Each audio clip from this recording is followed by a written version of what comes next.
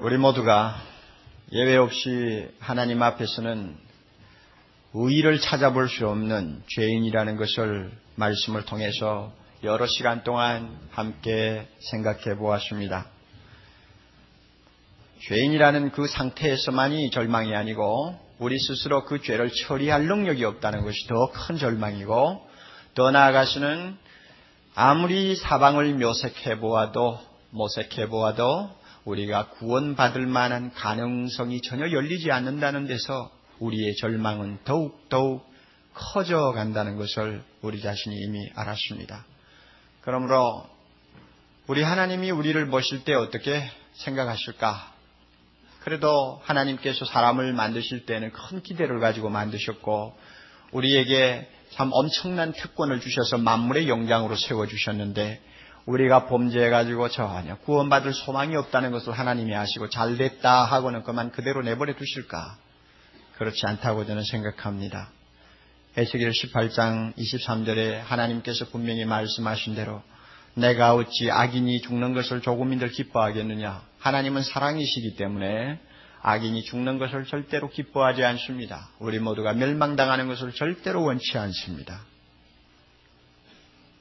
그러므로 이제 하나님 편에서는 고민이 생기신 것이 아닌가 하는 생각을 좀 하게 됩니다. 하나님을 두고 고민을 하신다 하는 말이 좀 이상합니다만은 우리 인간적인 측면에서 볼 때 이 죄악에 빠져있는 인간들을 보시고 한 사람도 의인을 찾을 수 없는 이 캄캄한 인간의 마음을 들여다보시고 하나님이 고민하시겠다. 왜? 그분은 사랑이시니까.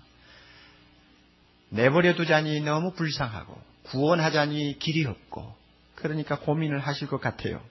제가 볼 때는 두 가지 문제를 하나님이 안으시고 우리를 위해서 특별히 해결해 주시지 아니하면 안 되었다고 생각합니다. 우선 첫째는 사람을 구원할 수 있는 다른 길이 없을까? 이게 하나님의 첫째 과제였다고 생각합니다. 다른 길이 없을까? 지금까지는 어떤 길을 주셨나요? 율법을 행하면, 다시 말하면 선을 행하면 구원한다. 내가 인정하는 선이 있을 때 너를 구원하겠다. 하나님께서는 그렇게 법칙을 주셨어요. 그러나 수천 년을 통해서 하나님이 얻은 결론은 뭐냐 하면 사람이 율법을 도무지 지킬 수 없다는 것입니다. 오히려 그 율법의 기능은 부정적입니다. 여러분 오늘 보신 말씀 19절 20절 이 사실을 이야기합니다. 율법이 하는 일이 뭐냐? 우리를 구원하는 일이 아니고 오히려 율법은 우리의 입을 막는 역할을 합니다. 변명이라도 한마디 할 수 있어야 되겠는데 변명조차 못하도록 우리 입을 막아버려요. 아예 그냥 나는 더 이상 소망이 없다 하는 생각을 갖도록 하고 하나님의 심판대 앞에 두말하지 않고 끌려가도록 만들어버립니다. 그래서 19절에 그렇게 말씀하죠. 모든 입을 막고 온 세상으로 하나님의 심판 아래 있게 하려 함이니라. 율법을 아무리 뒤지고 공부하고 아무리 그 말씀대로 순종하려고 해도 결과는 유구무원이라. 할 말이 없어. 율법을 알면 알수록 나는 죄에 대한 가책과 고통을 더 느끼게 되게 만들어버리니까 다른 율법에 소망이 없습니다. 그리고 율법을 우리가 가까이 하면 할수록 죄의식을 더 느끼게 만듭니다. 20절에 율법은 죄를 깨닫게 한다 이랬습니다. 사실 우리가 율법을 몰랐을 때는 하나님이 원하는 뜻대로 살아보겠다 하는 의욕이 별로 없었어요. 그런데 율법을 알고 나서부터 도둑질하지 말라니까 도적질하지 않도록 노력을 해보고, 또 살인하지 말라니까 남을 미워해서도 안 된다고 우리는 애를 쓰면서 미워하지 않으려고 노력을 합니다. 이렇게 노력을 하다가 보니까 우리가 배운 것이 뭐냐? 노력하면 할수록 더 안 되더라. 노력하면 할수록 더 못 지키더라. 이것이 우리가 발견한 우리의 연약함의 결론입니다. 하나님도 이것을 인정하세요. 그래서 20절에 뭐라고 합니까? 그러므로 20절에 다 같이 율법의 행위로 하나님 앞에 의롭다 하심을 얻을 육체가 없다. 아무도 이 하나님이 만드신 법 가지고 우리가 지켜서 구원받을 가능성이 전혀 없다는 것입니다. 그러니 하나님이 좀 고민스럽다고 제가 생각한 것입니다. 그러면 우리 생각에는 율법을 그냥 폐기해버리면 될 거 아니냐? 응? 그럼 무엇 때문에 율법을 만들어 놓고 그렇게 서로 난처하게 만드느냐? 율법을 없애면 될 거 아니냐? 우리가 이렇게 생각할 수도 있습니다만은 그것은 하나님 편에서는 불가능한 일입니다. 왜 그런가 하면 율법이 무엇인지 압니까? 하나님이 어떠한 분인가를 가르쳐주는 법입니다. 하나님이 어떤 분인가? 하나님은 얼마나 거룩하신가? 하나님의 뜻이 무엇인가? 이것을 보여주는 것이 율법입니다. 예를 들어서 율법에 보면 거짓 증거하지 말라 그랬습니다. 다른 형제들에게 해를 끼치는 거짓말하면 안 된다는 말입니다. 그런데 거짓말을 하지 말라고 했으니 그 거짓말이 죄가 되는 것 아닙니다. 무슨 뜻인지 아시겠어요?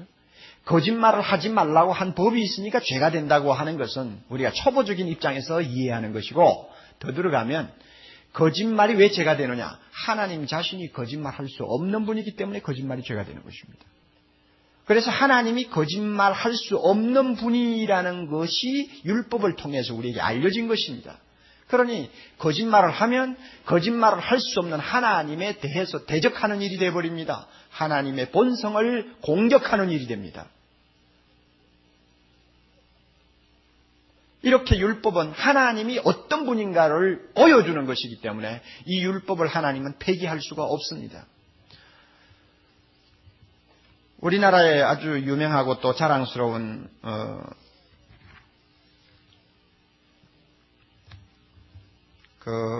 자랑스러운 곳이 하나 있죠. 가나안 농군학교라고 하는 곳입니다.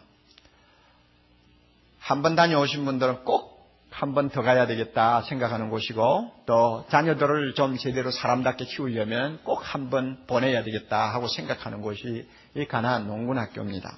그 농군학교를 처음에 창설하신 김용기 장로님이죠.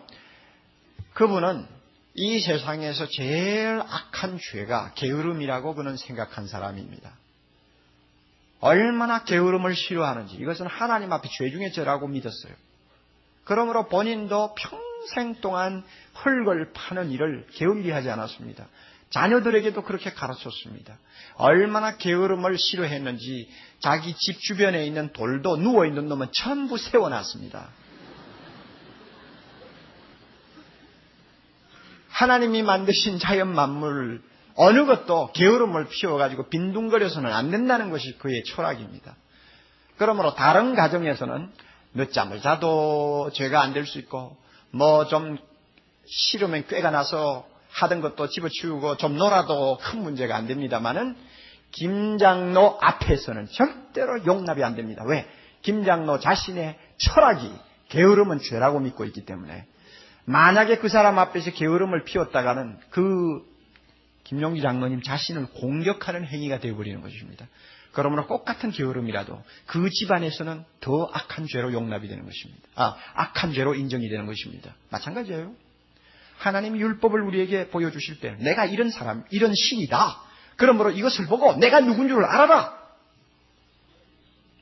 자신을 보여주는 하나의 귀한 법이기 때문에 율법을 없앨 수는 없어요.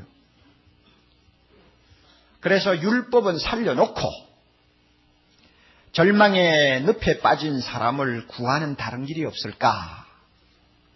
사람은 율법을 지키지 못하는데 율법을 지키지 못해도 구원할 수 있는 길이 어디 없을까? 하나님 그걸 생각하셨다는 말입니다. 거기에 대한 해답이 오늘 읽은 본문에서 나와요. 그 다음에 또 하나님이 좀 고민스러워 하신 것이 있다면은 자신을 어떻게 정당화시킬 수 있는가 하는 문제라고 저는 생각합니다. 왜냐하면은 인간은 이미 죄로 타락해서 의인이 하나도 없다고 했지 않습니까? 하나님의 율법을 하나도 지키는 사람이 없다고 했지 않습니까? 그럼에도 불구하고 그들을 구원하려면 죄인을 무엇으로 받아줘야 합니까? 의인으로 받아주어야 합니다. 이게 하나님에게 고민이에요. 죄인임에도 불구하고 의인으로 안 받아주면 한 사람도 구원받을 수 없어요. 왜? 우리 모두가 죄인이니까. 그런데 죄인을 의인이라고 하고 죄를 의라고 거꾸로 뒤집는 일은 하나님 본성으로는 불가능한 일입니다. 하나님은 거룩하시고 공의로운 분입니다. 그는 죄를 미워합니다. 죄를 범하면 진노하시고 그 죄값을 심판으로 갚으십니다. 그러므로 자기 자신이 공정하다, 하나님 자신이 의롭다 하는 것을 나타내 보이려면 죄인은 죄인으로 취급하고 의인은 의인으로 취급하고 죄는 죄대로 벌하고 의는 의대로 보상해야 합니다. 그런데 인간을 구원하려고 하니 그렇게 해서는 안 되겠다고 말입니다. 그러면 죄를 가득히 안고 있는 사람을 의인으로 받으려면 자기가 거룩하다는 걸 어떻게 변호할 수 있습니까? 자기가 공의롭다는 것을 어떻게 증명할 수 있습니까? 이 큰 문제란 말이에요. 그래서 하나님은 죄인을 의인으로 받으면서도 자기는 여전히 의롭고 거룩하다는 것을 나타낼 수 있는 길을 찾아야 했습니다. 그래서 25절 여러분 26절 한번 봅시다. 25절 끝부분에 보면 이는 하나님께서 길이 참으시는 중에 전에 지은 죄를 누가 지었습니까? 우리가 지은 죄를 간과하심으로 간과한다는 말은 일부러 못 본 채 하는 걸 말합니다. 죄가 있는데도 일부러 못 본 채 하고 넘어가는 거예요. 죄가 있음에도 못 본 채 하고 넘어가도 누구의 의로움을 나타내려고 합니까? 하나님 자신의 의로우심을 나타내는 방법, 구원의 길, 이것이 하나님에게는 있어야 됐어요. 그래서 26절 곧 이때에 자기의 의로우심을 나타내면서 자기도 의로우시고 동시에 또 누구도 예수 믿는 사람도 의롭다 할 수 있는 길, 이 길을 하나님이 찾는 것입니다. 여러분 이것이 얼마나 어렵겠어요. 예? 쉬운 길이 없을까? 그리고 죄인을 의인으로 받아도 하나님 자신은 다치지 아니하는 참 좋은 구원의 길이 없을까? 이렇게 두 가지를 놓고 고심하는 하나님을 생각하면 하나님의 입장에서 우리를 구원하시는 것은 결코 쉬운 일이 아니었다는 것을 발견하게 됩니다. 결코 쉬운 일이 아닙니다. 우리가 그걸 알아야 합니다. 하나님이 전능하시니까 구원하려면 누구든지 구원하지. 아니에요 절대. 나 같은 죄인을 하나님이 구원하신다는 것은 보통 어려운 일이 아니었다는 거, 이거 우리 인정해야 합니다. 믿습니까 여러분? 그 사실을 모르니까 하나님이 주신 구원을 그냥 아무렇지도 않게 생각하고 고마운 줄을 모르고 살지, 하나님이 나를 구원하는 일이 얼마나 어려운 일이었는가를 성경을 통해서 발견한다면 이 구원에 대해서 우리가 감격하지 아니할 수 없다는 사실을 인정할 것입니다. 이 가운데 상당하신 분들은, 상당한 수에 해당하는 분들, 병 중에 하나 병이 있어요. 하나님이 나 같은 거 구원하시기 위해서 얼마나 애를 쓰셨는가 하는 걸 잘 모른다는 사실입니다. 깨닫지를 못해요.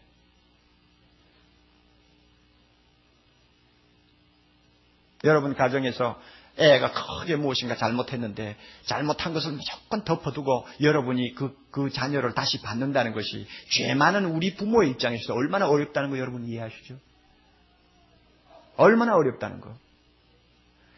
하물며 거룩하시고 의로우신 하나님 편에서 얼마나 어려웠을까. 우리 그거 좀 생각할 줄 알아야 합니다.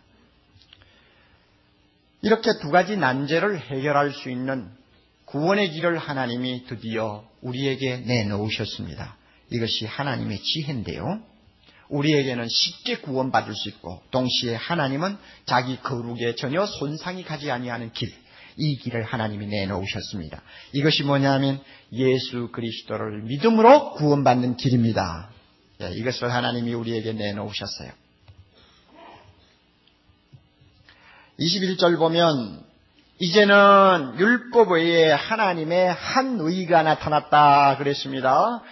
이제는 하는 말을 성경 해석자들은 대단히 중요하게 다룹니다. 지금까지 그 이전에는 율법을 지켜야 구원받는 그 길만이 열려 있었는데 이제는, 그래서 그러나라는 말이 본문에 있습니다. 그러나 이제는 새 길이 열렸다 그 말입니다. 옛날에는 의를 행하고 그것이 하나님 앞에 합격이 될 때만이 구원받을 수 있었는데, 그러나 그것이 모든 인간에게 불가능하니까 이제는 하나님이 바꾸어서 새 길을 열어놓으셨다 그 말입니다. 그 새 길이 뭐냐? 하나님이 우리에게 보여주신 한 의라고 했습니다. 여기서 율법 외에 한다고 해서 율법은 이제 폐지되었다 하는 의미가 아닙니다. 율법은 그대로 남아있어요. 율법은 그대로 있어요. 율법을 지켜서 구원받는 그 길을 잠깐 하나님이 제쳐놓고 다른 길을 마련하셨다는 말입니다. 그래서 그 다른 길이 하나님이 우리에게 내어놓으신 의의 길입니다. 이것을 한의라고 합니다. 율법으로 구원받는 의의 길이 있는가 하면 예수 믿고 구원받는 의의 길이 있습니다. 그래서 한의요.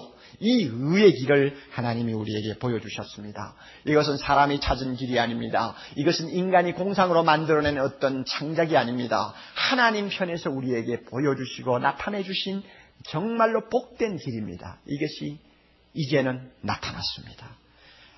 그래서 드디어 구약의 시대가 종결되고 신약의 시대가 시작되었고 행하면 구원받는 율법 시대에서 믿기만 하면 구원받는 복음의 시대로 넘어왔으며 옛 언약은 폐하고 새 언약으로 우리가 하나님의 은총을 입는 시대가 된 것입니다. 이렇게 예수 믿고 구원받는 이 길은 구약 시대에는 좀 모호했습니다. 많은 선지자들, 많은 주의 자녀들이 이 길을 하나님이 주신다는 것을 알고 기다렸지만은 마치 안개 속을 더듬는 것처럼 굉장히 모호했습니다. 그래서 모호한 그것이나마 막연히 믿고 그들은 기다렸습니다. 그래서 예수 믿고 구원받는 믿음의 샘플로 하나님께서는 구약의 아브라함을 4장부터 이야기합니다. 그리고 누구든지 믿기만 하면 구원받는 이 복음의 대주제, 의인은 믿음으로 말미암아 살리라 하는 이것을 하나님은 하박국 선지자의 입을 통해서 우리에게 들려줍니다. 그러므로 믿음으로 구원받는 이 길은, 이 구원의 길은 막연히 생긴 것이 아니고 뭐라고 그랬나요? 율법과 선지자들에게 이미 증거를 받은 하나님의 길입니다. 참 귀한 길입니다. 이것을 여러분이 알아두셔야 되겠습니다. 자, 그러면 하나님이 내어놓으신 구원의 길, 구체적인 것이 뭐냐? 22절에 이제 대답합니다. 곧 예수 그리스도를 믿음으로 말미암아 모든 믿는 자에게 미치는 하나님의 의인이 차별이 없느니라. 쉬운 말로 말하면 예수 그리스도를 믿기만 하면 그 믿음으로 하나님이 그 사람을 의롭게 해서 구원하는 길이다 그 말입니다. 그러므로 이 길에는 유대인이나 헬라인이나 이방인이나 유대인이나 차별이 없어요. 모든 사람이 다 믿기만 하면 하나님 앞에 의인이 되고 구원받는 그 길입니다. 이 길을 하나님이 열어놓으셨어요. 여러분, 지금 21절부터 24절까지 내용은 꼭 외우시기 바랍니다. 이번에 대각성 전도 집회에서 예수 믿고 처음 나오신 분이라도 집에 가셔서 21절부터 24절까지는 꼭 외우세요. 외우면서 계속 생각해 보세요. 외우면 외울수록 우리 가슴 속에 생수처럼 솟는 은혜가 있을 것입니다. 자, 하나님께서 다시 우리에게 열어놓으신 길, 좀 더 구체적으로 봅니다. 23절은 로마서 1장 17절부터 3장 18절까지의 내용을 총 집약한 것이라고 말할 수 있습니다. 모든 사람이 어떻게 됐습니까? 죄를 범했습니다. 이것은 과거의 죄만 이야기하는 거 아닙니다. 범했다고 해서 이 과거 동사인데 과거의 죄만을 이야기하는 것이 아닙니다. 그 죄로 인해서 그 후에 나타나는 모든 죄까지 다 포함합니다. 왜 그런가 하면 죄를 범했기 때문에 우리 모두가 어떻게 됐나요? 하나님의 영광에 이르지 못하더니, 영광에 이르지 못하더니 하는 말은 현재 동사입니다. 지금까지도 우리는 하나님의 영광에 이르지 못하고 있어요. 그러니까 과거에 지은 죄의 결과가 지금까지 미치고 있으니까 꼭 과거 어느 때 지은 죄만을 이야기한다고 말하면 안 됩니다. 한번 아담으로부터 범한 죄가 지금까지 그 영향을 우리에게 미치고 있습니다. 그래서 결과가 어떻게 되느냐? 하나님의 영광에 이르지 못하고 있습니다. 여러분, 이르지 못한다는 말은 부족하다는 말입니다. 미치지 못한다는 말입니다. 그러면 그 무슨 뜻이냐? 자, 하나님께서 인간을 처음에 창조하실 때 우리에게 참 자기의 영광을 나누어 주셨습니다. 그 중에 제일 중요한 건 무엇입니까? 하나님의 영광을 우리가 나누어 받았어요. 그래서 인간이 위대한 거 아닙니까? 누구 형상으로 지었어요? 하나님의 모습을 닮았다는 게 얼마나 기가 막힌 영광입니까? 예? 모든 피조물 가운데서 하나님의 모습을 닮은 피조물은 인간 외에는 아무도 없어요. 하나님의 모습을 닮았어요. 그 영광을 우리에게 주셨어요. 또 무슨 영광 주셨어요? 에덴 동산에 있으면서 누구와 함께 거닐며 누구와 함께 교제했습니까? 하나님과 함께 거닐며 하나님과 함께 교제하고 살았습니다. 얼마나 큰 영광이요. 여러분, 세계적으로 유명한 인사가 왔을 때 그 사람이 특별히 초대해서 자기와 함께 티를 마시게 되었다. 얼마나 큰 영광으로 생각합니까? 나는 누구누구하고 한자리에 앉아서 커피를 마시면서 1시간 동안 대화를 했다. 무시되고 좋아하죠. 그 영광이란 말이요. 하나님이 우리에게 영광을 주셨어요. 자기와 함께 거닐며 이야기 나누며 사랑을 나누며 기뻐할 수 있는 영광을 주셨어요. 또 어떤 영광 주셨습니까? 하나님이 우리에게 영광 주신 것 또 있어요. 하나님을 경배하고 그를 영화롭게 하는 영광을 주셨어요. 모든 피조물을 대표해서 하나님 앞에 찬송과 영광을 돌릴 수 있는 이 기막힌 제사장의 영광을 우리에게 안겨주셨단 말이요. 또 무슨 영광 주셨나요? 온 우주 만물, 하나님이 자기 것으로 만든 모든 피조물을 다스릴 수 있는 통치권을 주셨어요. 하나님 자기의 통치권을 우리에게 부분적으로 위임해 주신 것입니다. 이게 얼마나 큰 영광입니까? 자, 그런데 인간이 죄짓고 나자 이 영광이 어떻게 됐나요? 자, 하나님의 형상도 어떻게 됐습니까? 쌍글이 망가져? 어떻게 됐나요? 쌍글이 망가졌나요? 제가 좀 쌍소리 같으니 미안해요. 쌍글이 망가졌나요?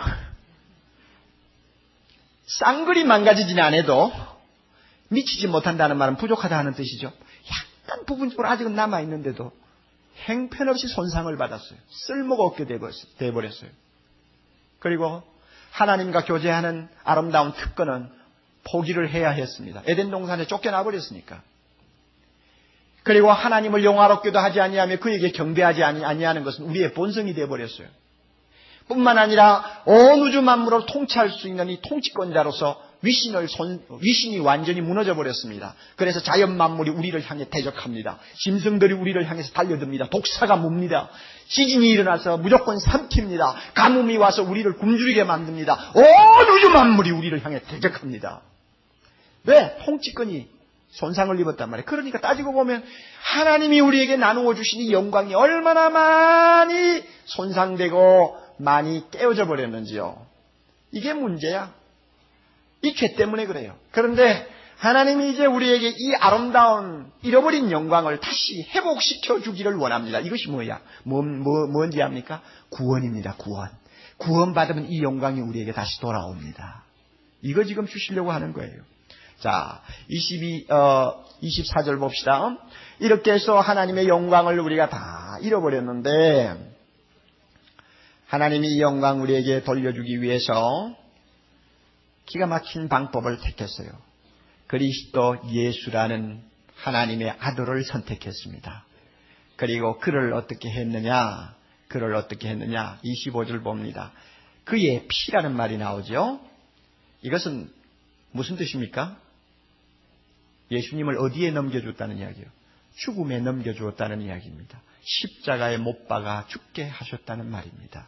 예수님을 택해서 그를 죽게 하심으로 드디어 우리를 구원하시려고 하는 놀라운 참 상상할 수 없는 계획을 하나님이 세우시고 실천하셨다는 말입니다. 이 피라는 말은 단순히 몇 방울 떨어진 피를 의미하는 것 아닙니다. 죽음으로 예수님이 희생하신 생명을 말합니다. 피는 생명입니다.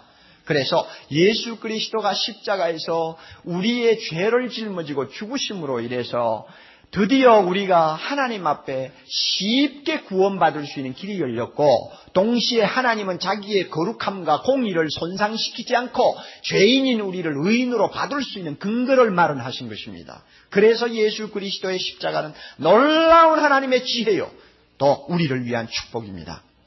예수님이 죽으심에는 세 가지 중요한 은혜가 담겨 있습니다. 잘 기억하십시오. 첫째는 예수님의 죽으심은 우리에게 구속이 되셨습니다. 구속. 몇 절에 나옵니까? 24절에 나오죠. 표를 해놓으세요. 구속. 예수 그리스도 안에 있는 구속으로 말미암아 구속. 예수님은 구속이 되셨다. 이것은 노예시장에서 통용되는 말입니다. 몸값을 지불하고 노예를 해방시키는 권리를 사는 것을 의미합니다. 우리는 여러분 잘 아는 바와 같이 죄를 지었고 그 죄값을 지불하려고 해도 지불할 수가 없어요. 죄의 삭은 뭡니까? 사망입니다. 영원한 죽음입니다. 영원한 죽음을 우리가 어떻게 피할 수가 없어요. 우리가 이미 죄를 범했기 때문에 그 죄값을 받아야 되고 그 죄값으로 영원히 죽어야 합니다. 다시 말하면 지옥에 들어가서 영원히 그 죄값을 받아야 합니다. 우리는 이것밖에 길이 없어요.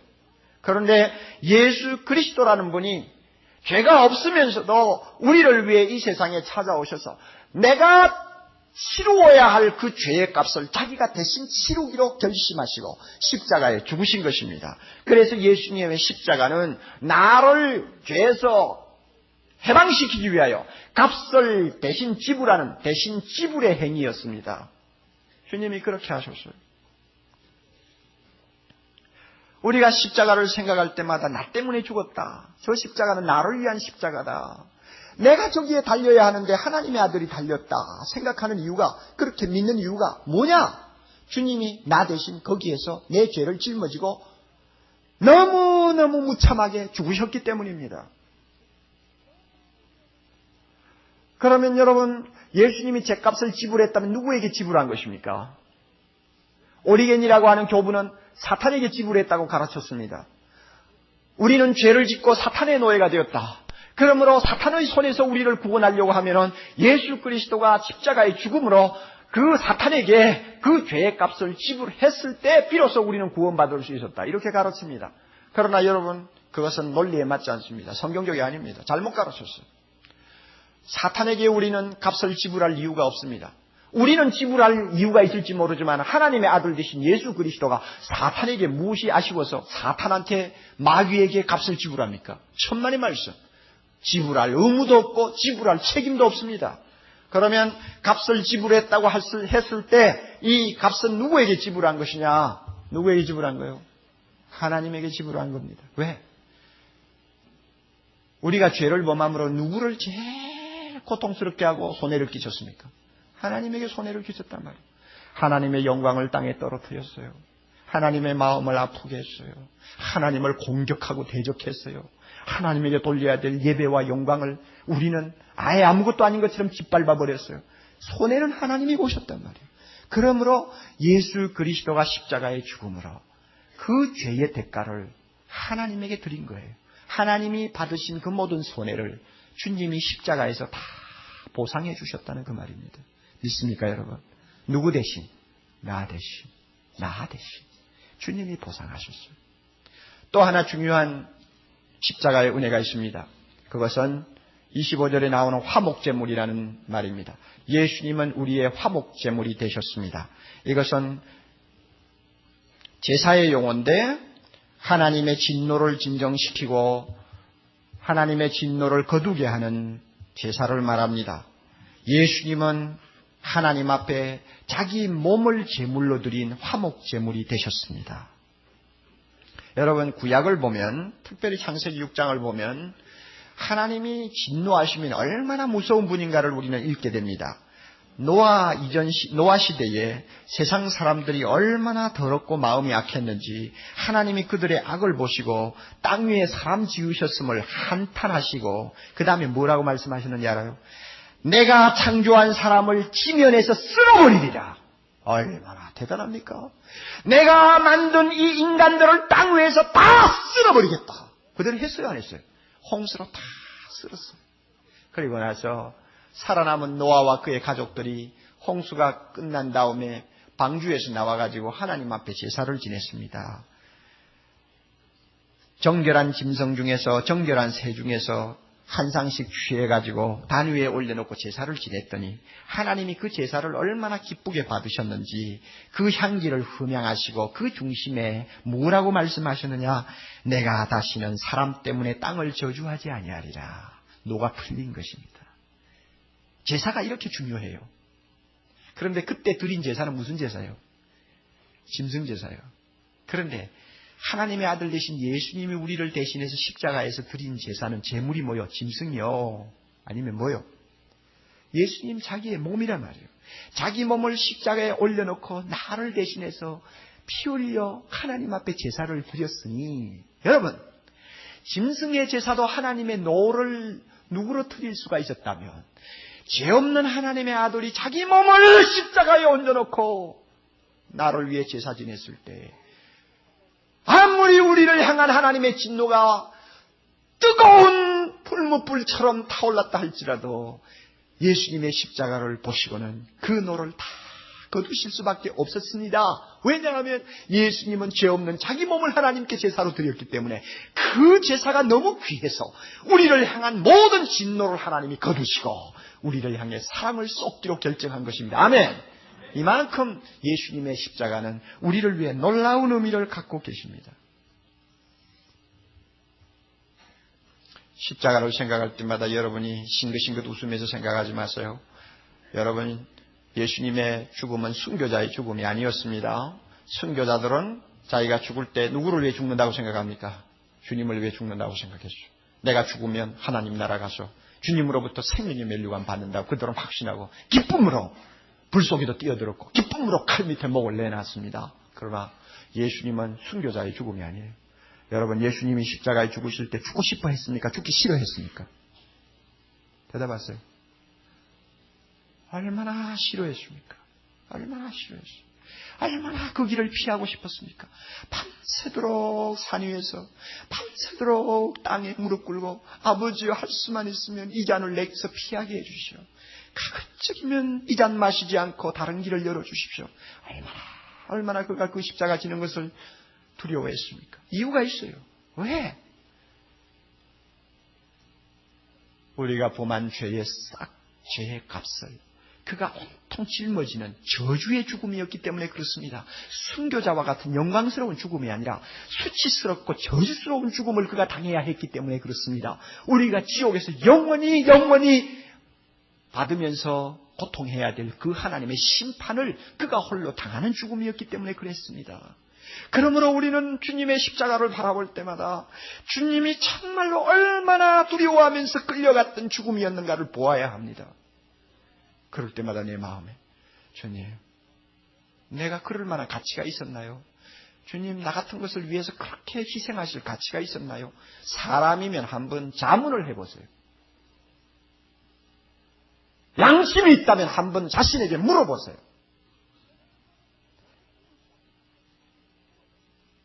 내가 그만한 가치가 있나요? 가치가 없어요. 그럼에도 하나님은 그렇게 하셨어요. 왜? 나를 사랑하셔서 나를 구원하지 아니하면 안 되었기 때문입니다. 세 번째로 예수 그리스도의 십자가는 우리에게 또 하나 중요한 은혜를 줍니다. 우리의 의가 됩니다. 우리를 의롭게 하시는 의가 된다 그 말입니다. 예수님은 이 세상에 오셔서 우리를 대신하여 우리가 못 지키는 율법을 다 지켰습니다. 하나 빠짐없이 완전히 순종해서 하나님 앞에 우리가 지키지 못해서 해를 끼친 것을 주님께서 다 보상하셨어요. 그러니 예수님이 율법을 완전히 지켰고 그 다음에 또 우리가 율법을 범해서 받아야 할 모든 형벌을 십자가에서 다 받았고 두 가지 다 했잖아요. 자, 우리가 못 지키는 율법을 어떻게 했어요? 대신 다 지켰어. 예수님 율법 어긴 거 있는 거 성경 한번 찾아보세요. 하나도 없어요. 우리 대신 다 지켰어요. 그는 율법 지킬 의무가 없어요. 왜? 하나님이기 때문에. 하나님인데 율법 지킬 의무가 없는데도 불구하고 나를 대신해서 세상에 오셔서 율법 1.1핵이라도 땅에 떨어지지 않도록 다 지켰어요. 나를 대신해서 지킨 거예요. 그리고 내가 이미 죄를 범했지 않습니까? 그러므로 죄값을 치워야 하는데 그 죄값도 다 십자가에서 치루었어요. 그러니까 율법이 요구하는 것을 주님은 완전히 다 충족시켜 주셨습니다. 그러므로 예수님은 우리를 위해서 굉장한 일을 하셨어요. 드디어 그렇게 율법을 완전 무결하게 지키면 하나님이 뭐라고 한다고요? 의인이라고 부른다죠. 예수님은 원래 의인이지만은 우리를 대신해 율법을 완전히 지켜주심으로 하나님으로부터 받은 그 의를 누구에게 돌리기로 했습니까? 우리에게 대신 돌려준 거예요. 내가 율법 완전히 지키고 내가 모든 율법에 요구하는 죄값을 다 치름으로 그 의를 우리에게 돌려주었어요. 그래서 우리는 예수님이 입혀주시는 의의 옷을 입게 된 것입니다. 할렐루야. 그래서 하나님이 우리를 보시고 의롭다고 하는 것입니다. 의롭다고 하는 것입니다. 그래서 우리가 본문을 보면 22절에도 믿는 자에게 미치는 하나님의 의라고 말하고 24절에도 값없이 의롭다함을 받는다고 했고 26절에도 예수 믿는 자를 의롭다 하려 하심이니라 의롭다 하게 하심이니라 하는 말을 합니다. 우리가 이것을 한문으로 칭이라고 하는데 이것은 누구를 무엇으로 만든다는 말이 아니고 무엇으로 취급한다는 말입니다. 무엇으로 취급해?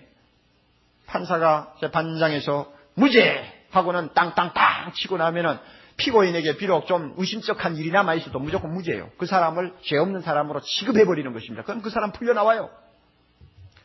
하나님이 우리에게 더러운 것이 있음에도 불구하고 예수 그리스도가 우리를 대신해서 의가 되시기 때문에 예수님이 입혀준 의의 옷을 입고 주님 앞에 나가면 믿음으로 나가면 하나님이 우리를 보시고 무엇으로 만드는 것입니까? 의인으로 만들어서 의인이라고 하는 것입니까? 아니면 의인으로 취급해 주는 것입니까? 대답하십시오.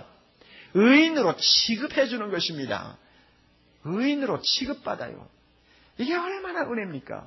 그래서 하나님은 보세요. 예수 그리스도를 십자가에 피 흘려 돌아가게 하심으로 그분만 믿으면 구원받게 했으니까 우리는 구원받는데 새로운 쉬운 길이 열리게 되었고 또 예수 그리스도가 우리의 모든 죄값을 짊어지고 우리가 지키지 못한 율법을 다 행함으로 인해서 의가 되셨기 때문에 그 의를 우리에게 돌려주므로 하나님 자신이 자기의 거룩이나 자기의 공의에 조금도 손해보지 아니하고 죄인인 우리를 의인으로 받아주는 일이 가능하게 된 것입니다. 그래서 좀 어렵게 말하면 예수 그리스도의 십자가는 우리가 용서받는 길이 될 뿐만 아니라 하나님의 용서가 가능하도록 만든 하나님의 지혜가 되었습니다.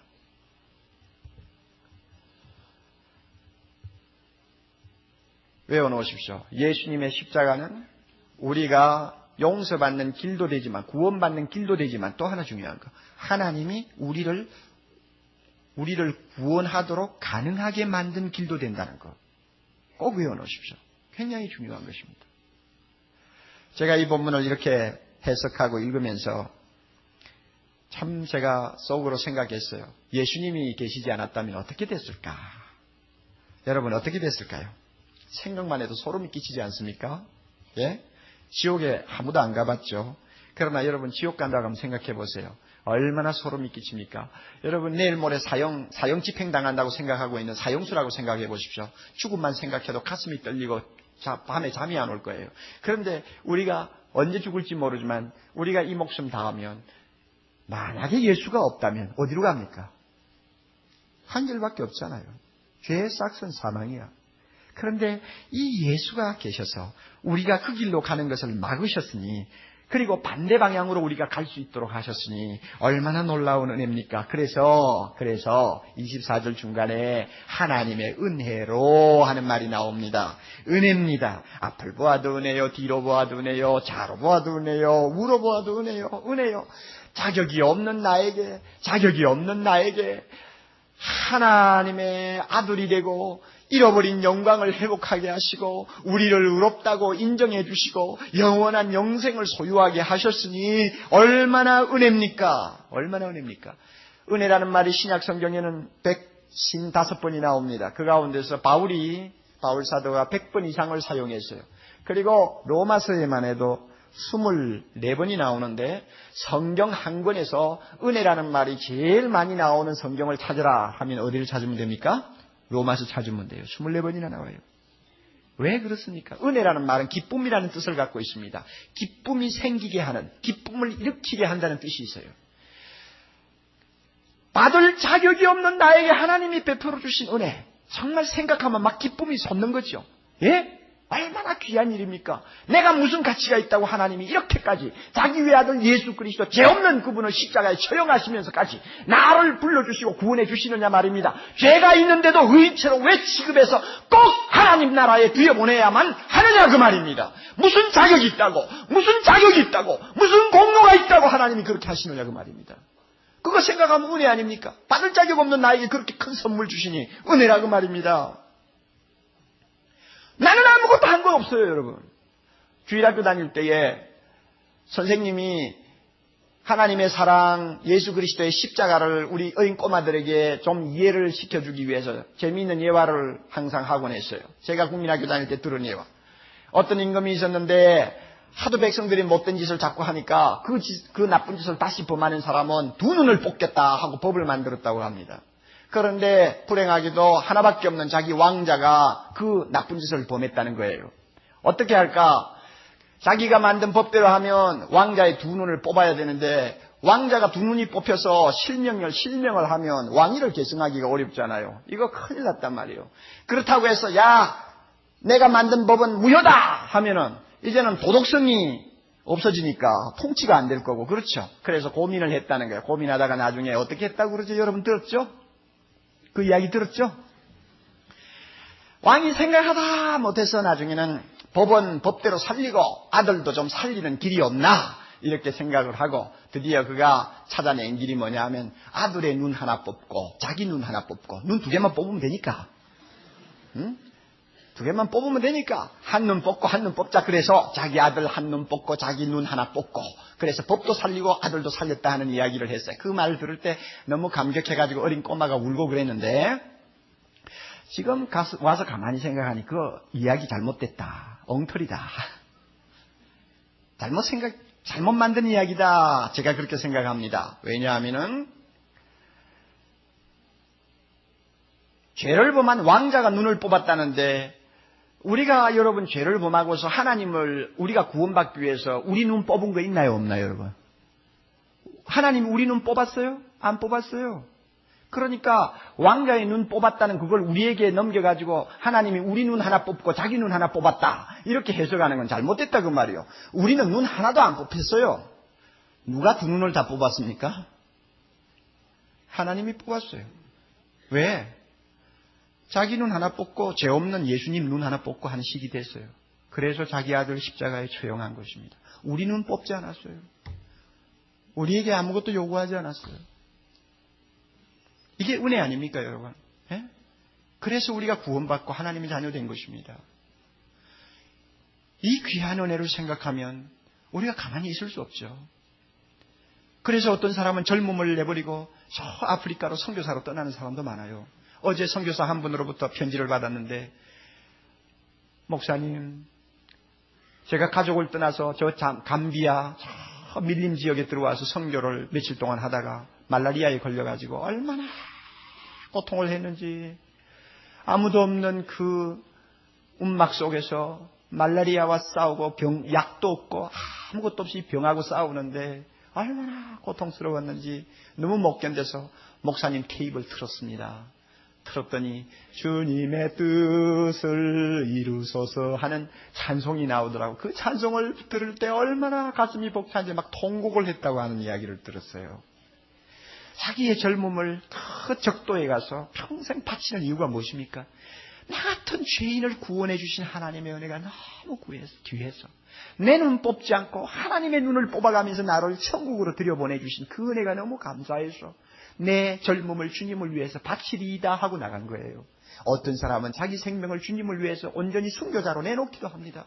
어떤 사람은 예수 때문에 일생 동안 가난하게 살아야 합니다. 어떤 사람은 주님의 은혜가 너무 감격해서 세상에 출세하는 거 포기해야 합니다. 여러분에게 이 감격이 있어요? 존 번연이 쓴 철로역전을 보면 거기에 주인공이 기독도입니다. 기독도, 크리스찬이란 말이요. 그런데 여러분 크리스찬이 되기 전에 그 사람 이름이 뭔지 아세요? 크리스찬이 되기 전에 그 사람 이름이 뭔지 아느냐고요? 제가 혀가 잘 안 돌아가는데 영어를 한마디 써야 되겠어요. Graceless입니다. 은혜가 없는 자 하는 말입니다. 그 사람이 그것이 그 사람 원래 이름이에요. 은혜 없음, 김은혜 없음, 박은혜 없음, 옥은혜 없음입니다. 그러니까 예수 믿기 전에는 이름이 전부 다 은혜 없음. 하나님의 은혜 모르고 살았으니까 하나님이 그렇게 값없이 예수 그리스도를 통해 구원 얻게 하신 진리를 전혀 모르고 세상을 살았으니까 은혜 없는 사람이죠. 그 사람들은 망할 수밖에 없어요. 그러나 예수 믿고 나서는 우리 이름이 다 뭐가 됩니까? 김은혜 있음. 그렇죠. 이 은혜 충만. 그래요. 그래서 어떤 집에는 애 나오면 애 이름을 뭐라고 그러나요? 은혜라고 붙이죠. 잘 붙였다고 그랬는데 거기다가 좀 더 붙여야 될 것 같아요. 은혜 충만하고 붙여야 돼. 그러면 이름 글자 4개가 돼도 괜찮잖아요. 우리 모두 예수 믿고 십자가를 통해서 구원 얻은 다음에 우리 이름 달라졌어요. 은혜의 충만, 은혜의 있음, 그래요. 그래서 밀턴이 하나님의 은혜에 대해서 쓴 시가 있는데 너무 아름다운 시예요. 제가 아무래도 한번 읽어주고 끝내야 되겠어요. 너무 이 은혜를 우리가 알면은 우리가 가만히 못 있어요. 한번 들어보세요. 하나님의 아들인 주님은 자신의 겸손으로 은혜가 무엇인지 확증해 주셨습니다. 은혜가 주님을 비천하게 하고 모욕당하게 하셨습니다. 은혜가 주님으로 하여금 형언할 수 없는 죄의 짐을, 눈물의 짐을, 하나님의 저주의 짐을 지게 하셨습니다. 오 하나님의 아들이시여, 은혜는 주님의 모든 눈물 속에 있었습니다. 은혜는 주님의 옆구리에서 흐른 주님의 피와 함께 흘러내렸습니다. 은혜는 주님의 부드러운 입술의 모든 말씀과 함께 다가왔습니다. 은혜는 채찍으로 맞은 주님의 그곳에서, 가시로 찔린 주님의 그곳에서, 못으로 박힌 주님의 그곳에서 나타났습니다. 바로 여기에 진정한 은혜가 있습니다. 천사들을 경탄케 한 은혜, 죄인들을 복되게 한 은혜, 마귀들을 놀라게 한 은혜가 있습니다. 얼마나 기막힌 주님의 은혜입니까? 우리가 이 모든 은혜를 받고 구원받았습니다. 할렐루야. 이번 대학생 전도 집회를 통해서 예수 믿기로 작정하신 여러분들, 얼마나 여러분이 복된 사람인지 알아야 합니다. 이 큰 은혜를 통해서 우리가 구원받았습니다. 이 구원 주신 우리 주님 생각할 때 찬송하고, 이 주님 앞에 영광 돌리고, 이 주님을 위해서 평생 동안 헌신하는 것이 우리에게 남은 과제요, 인생의 목적이요, 인생의 의미라는 것을 우리는 다시 한번 기억해야 되겠습니다. 여러분, 찬송가에 말이죠, 184장 나의 죄를 씻기는 예수의 피밖에 없네. 참 예수님의 십자가, 그거 얼마나 대단한 것인지요. 그거 하나님의 은혜요. 우리가 공짜로 받은 은혜인데 그 은혜를 우리가 한번 생각하면서 이 찬송 한번 불러요. 나의 죄를 씻기는 예수의 피밖에 없네. 다시 성쾌하기도, 나를 정쾌하기도, 나의 재속하기도, 평안함과 소망을 주는 것도, 나의 의가 되는 것도, 영원토록 내가 할 말 예수의 피밖에 없네. 쉽게 빠르게 부릅니다.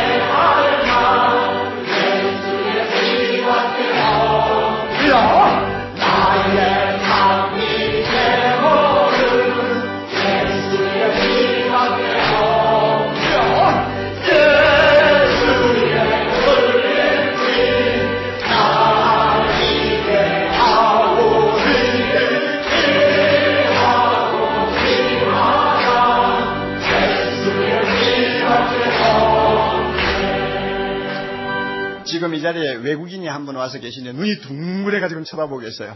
자, 여러분이 우리가 구원받은 그 감격, 기쁨을 우리가 참 하나님 앞에 표현하는 것은 세상 사람들이 이해할 수 없는 일이죠. 우리가 대각성 전도 집회를 통해서 1,몇백 명을 인도해서 복음을 듣게 하고 600명 이상이 예수 믿고 주님 앞으로 돌아왔는데 이거 얼마나 큰 잔치입니까? 여러분, 그렇죠? 그러니까 이렇게 우리가 기쁨으로 충만해서 하나님의 은혜를 찬송하는 거, 이거 세상 사람이 몰라요. 그런데 내가 가만히 지금 찬송을 부르면서 여러분 들여다보니까 하나님께서 보시고 잘 부른다, 잘 불러. 야, 우리가 그걸 알아야 돼요. 내가 아무리 병이 들어서 골골하고 다 죽어가도 예수님이 나를 구원해 주셨다 하는 생각만 하면 벌떡 일어날 정도의 감격이 있어야 됩니다. 믿습니까? 아무리 가난해서 추위에 떨고 못 먹고 헐벗어도 예수 나를 위해 죽으셨다는 거 생각하면 감격스러워서 무릎을 꿇고 감사합니다 할 줄 알아야 돼요. 이거 없으면 크리스찬이 아닙니다, 여러분. 예수 잘 믿으면 잘못 믿는 거예요. 기쁨으로 찬양 갖고 계세요? 옆에 있는 분들 좀 보세요. 기쁨으로 찬양. 기쁨으로 찬양 113장 보면 나 자유 얻었네, 너 자유 얻었네, 우리 자유 얻었네. 주님이 우리의 죄사슬 끊으시고 주 말씀하셨으니 나 자유 얻었다, 나 구원 얻었다. 자, 우리 한번 힘있게 정말 우리에게 구원 주시고 자유 주시고 우리에게 기쁨 주신 주님에게 한 3분 동안만 힘있게 이 찬송 한번 불러봐야죠.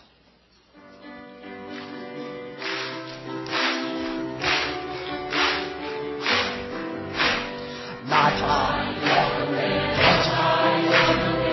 우리 자유 얻었네.